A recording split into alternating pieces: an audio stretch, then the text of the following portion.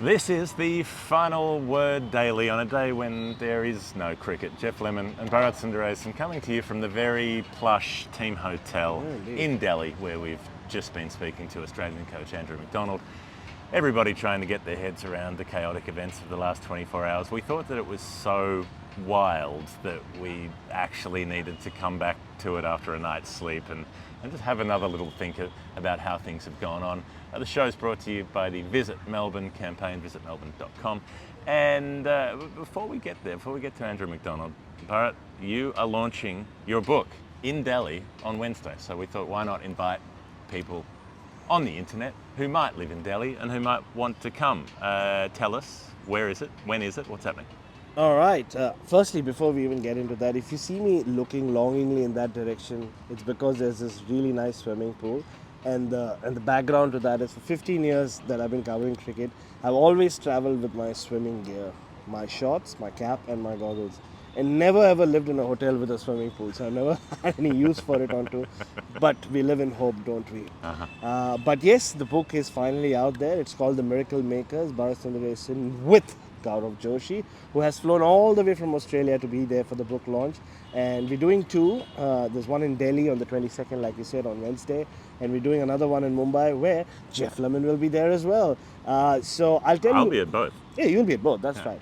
I'm hosting it. I have to talk him up to the audience. So it's at the Penguin Bookstore. It is at Give me the name. I'll tell you the name. It's called Penguin at Kunzum. It's an M Block market in Greater Kailash, GK2, as the people of Delhi call it.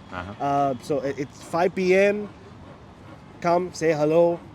It's always a lot of love to share with you guys, and it is of course about that famous series when India came to Australia and in the midst of the greatest pandemic the world has seen, unfortunately, in the last 100 years, and beat Australia for the second time in 2 years, and also ended Australia's reign at the Gabba, the unbeaten run that they had for so long, basically, much like the Undertaker's unbeaten run at WrestleMania. They ended it at the Gabba. So it's about that series, it's about that tour, a lot of stories from behind the scenes. There's also chapters about the key characters, a lot of Ravi Shastri, and he's on the cover as well. Ravi Shastri had said when he landed, before anything even began, he said that this will be the most challenging tour since World War II. And it was. Very good. That is 5 p.m. on Wednesday. Come on down if you're in the Delhi area. Now, Andrew McDonald's press conference. Shall I do it in a 30-second summary? I thought he was pretty good. I thought he came out, he fronted up, he wasn't pulling his punches about the fact that the batting performances in the first two tests hadn't been good enough. He didn't try to hide behind all of the sort of processes and methods language. It did come up, but it wasn't the main thrust of the way that he answered the questions, and he admitted the things that he didn't know, including why they've been so bad when the preparation has been okay. So I don't know, it's hard to know what to make of this. I got the sense that he's as bewildered as everybody else as to just how things have been so bad in two different innings, but he was honest about the fact that he thought that essentially the conditions and the opposition had got into Australia's heads and they'd made them play not the way that they actually wanted to. Yeah, and the one term one expression he kept using repeatedly was perceived pressure. He said, maybe in Nagpur we felt to pressure, but here it was perceived pressure in terms of the pitch not really playing any overwhelming tricks. And Australia were in such a big position. I think that came through a lot. I mean, Andrew McDonald, from the time I've started covering Australian cricket, one thing you do expect from him, and it generally comes through, his honesty. Like, he's very straightforward. He doesn't hold back, really. Even when tough questions are thrown at him. And we saw a lot of them being thrown at him, understandably. And he expected that as well, to come from the Australian media. And he knows what the backlash would be at home. I'm sure he's seen all of it, read all about it. And I think it was more disappointment to have lost this great opportunity to put India under pressure and win a test match here. And let's face it, for large periods of that game, Australia were in front. Very rarely does that happen in India, and very rarely does a team stay in front in India and not win as well. The few times that teams have won in India, you've seen once they run away with the game, they'll make sure they just dominate. That's why when India lose, a few times they lose by massive margins. And I think that's what Australia would have been hoping for when they came to the Firozshah Kotla on the morning of day 3. Started well with that boundary from Travis Head, and then we all know what happened. And Andrew McDonald touched upon that. He said that there were plans in place, individual plans, but a lot of batters went out there and didn't follow those plans. And it can happen. Unfortunately, it's happened twice in 2 weeks for Australia. Yeah, I mean, that perceived pressure line was the most interesting for me. Basically, he's saying that he said that that his team went out there in a good position and invented the situation where they were under pressure. They gave India an opening and then panicked even though they were ahead in the game. So fronting up stuff without falling into the kind of bullshit, weren't tough enough, weren't hard enough kind of ex-player nonsense that we've been hearing and that we've been hearing from a bunch of people who think that they should all be out there lifting some cinder blocks and getting hit with sticks to prepare them for the next. I mean, there is a lot of nonsense that's been going around. So he wasn't saying all of my players are terrible and hopeless and so on, but he also didn't shy away from the fact that there may be some players going home for non-medical reasons in the break. Once they work out what they want to do with the squad, there may be reinforcements coming in. A lot of updates from there as well. Josh Hazlewood's ruled out of the series, hasn't recovered at all. He'll go home.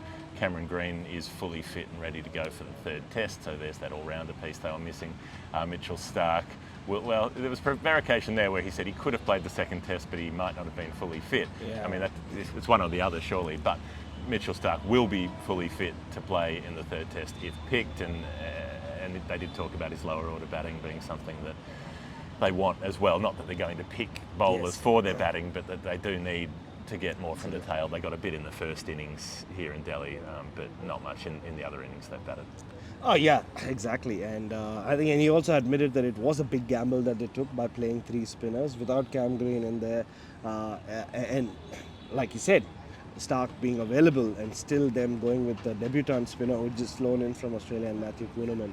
And you're right. I mean, look, not a lot of things have gone Australia's way as well, and we've seen it before.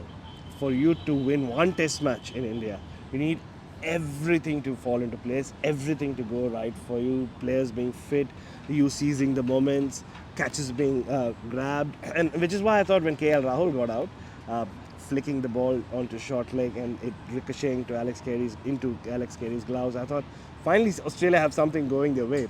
And also maybe KL Rahul's run that he's had, it was one of those things. Maybe it was more about KL Rahul than Australia. Yeah, but I thought Australia did get the rub of the green when they were batting in their first innings in Delhi, because there were a number of line ball decisions that went their way, umpires' calls that went their way and so on. That didn't happen in Nagpur, but they did. That was part of what helped them get the opportunity to be ahead in the match, and that's why it is such a waste when you've had the luck going with you to waste the opportunity and still not be able to win that game. Oh no, exactly. That's pretty much what the theme of his press conference was, and even later on when he spoke to me for SEN. And you're right. Yeah, I mean, there were many points during this test match, like when they had India down 7 for 120 odd, where Australia 139. 139 to be precise. I don't know why I just remember that number. So there's a difference between a caller and a summarizer. Yeah, I just had color. And I think at that point, Australia was so far ahead of the game that you wouldn't have expected India to get that close and to basically make it a one-inning shootout. And again, on the morning of day 3, and like he kept saying, he said that because of the way Travis Head and Manas Labuschagne batted late on day 2, for the first time he saw Ashwin and the Indian spinners spreading the field out and bowling defensively. I remember the wicketkeeper KS Bharat in Hindi said kuch alag karna padega, which meant that we'll have to start doing something different here. So they had all that going their way, and then literally in a matter of 20 minutes they just completely threw all of it away. Yeah, it was extraordinary. It was Australia's 3rd worst 9-wicket collapse in history. One of the worst ones was the Cape Town game when Vernon Philander did his thing, and the other one was that strange test match against the World 11 in 2005 when Australia was setting declaration runs and threw the bat and wickets fell quickly. So yeah, an extraordinary sequence of events, 9 for 48.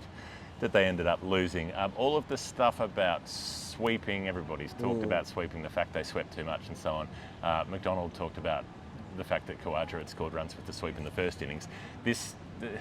I think, to me, that's a little bit convenient. So I don't know how you saw this. I mean, so sometimes Khawaja was safer with some of his sweeping because he did it from outside the line of the stumps. That was one thing in the first innings, not all the time, but some of the time.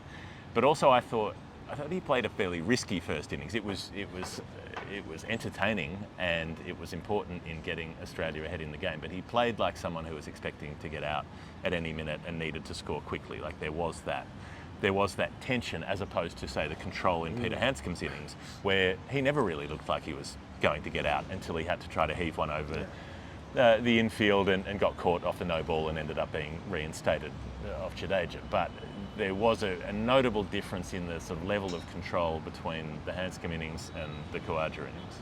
I actually, for maybe the first time in our lives, I disagree with you. I thought Khawaja's innings was very crucial because to score runs against these Indian spinners, Ashwin and Jadeja, there is an element of risk that you have to take. I mean, if that is your game, which is what Usman Khawaja did. Yeah, it was important, but that element, that risk was always there. No, the risk was always there, but I think they were all calculated risks, because it wasn't just the sweep shots he played.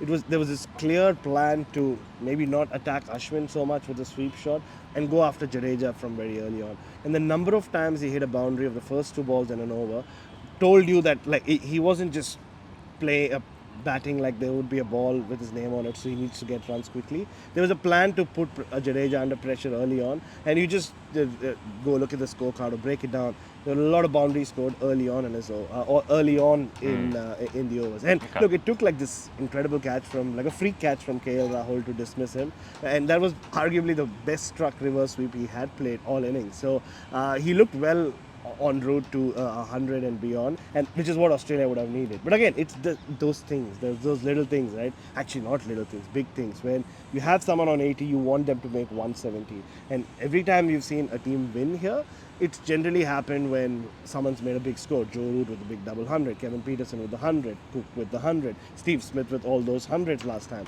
Yeah, which only helped them win one game in the end. Exactly. Even after all that, they won one game, but at least they won 1 out of 2 test matches that India have lost in the last 11 years. It's quite an incredible record. And one thing Andrew McDonald did say is, like, and I think Peter Handscomb, in my opinion, has provided a blueprint to a lot of others who don't play the sweep as well as, say, Usman Khawaja does, or don't back themselves on the sweep, that you can score runs in other ways as well against these Indian spinners.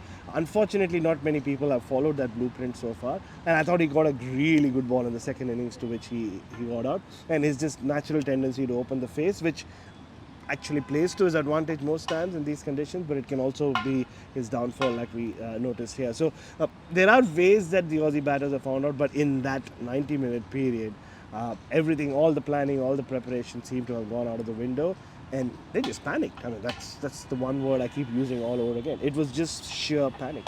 They've got a long break before the 3rd test match. Pat Cummins has gone home with an illness in his family, and something that he must have known about during the test match at least, or perhaps even before the series, that he needed to use this gap between the 2nd and 3rd test matches to go home. So he's out of the country. We don't know any more about that, and we're not really wanting to dig for details on that. We'll leave him to deal with his own situation. But Australia with a lot of thinking to do, or maybe they need to not think too much. Maybe there's been too much thinking ahead of the first couple of test matches with all of the plans and the methods and all of the rest of it. But I think that's enough from us. If you have just found the show, hello and welcome. We've had a lot of new people watching and listening over the last couple of weeks. People support the show and help us make it at patreon.com/thefinalword. And if you want to come out and visit us in Melbourne, go to visitmelbourne.com and you can find out about all of the good, lovely, pleasant things and ways that you can spend your time. They even have hotels with pools in them. I know. Bring your swimming goggles and have a dip. Look, if you don't see me on the show next week, that would mean that I have made a decision to jump into that pool and maybe get arrested after that. Oh yeah, you're going to act out waltzing Matilda in a pool. Well, that's the police coming before you get in the swimming pool. This will be the police coming after you get in the swimming pool. We'll see how it goes. Final word, Geoff Lemon, Bharat Sundaresan. We'll see you soon.